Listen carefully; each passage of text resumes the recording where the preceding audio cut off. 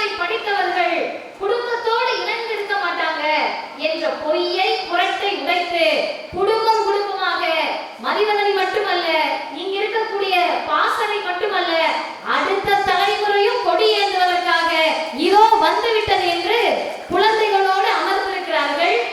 இதுக்கெல்லாம் காரணம் என்னன்னா, ஐயா தான் சொன்னாரு, ஆண்களே நீங்க எல்லாம் என்ன பண்றீங்கன்னா நல்ல விளம்பரம் தேடிக்கிறீங்க, பணம் சம்பாதிச்சுக்கிறீங்க, எல்லாம் வச்சுட்டு வீட்டுல இருக்க பொண்ணை மட்டும் திரை போட்டி போட்டுறீங்க.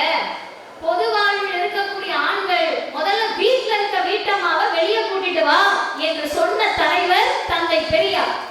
சொல்றது எல்லாருக்கும் எளிமையான காரியம். இன்னைக்கு நிறைய பேர் தான் சொல்றாங்களே, என்னென்னமோ சொல்றாங்களே.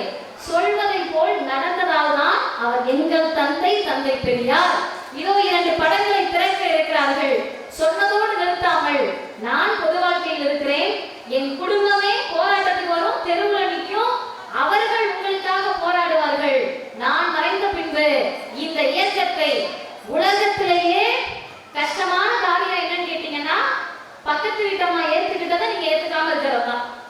அந்த அம்மா தீபாவளி கொண்டாடிட்டு இருப்பாங்க, நம்ம கருப்பு சட்டை போட்டு குளித்து கிளம்பிட்டு இருப்போம்.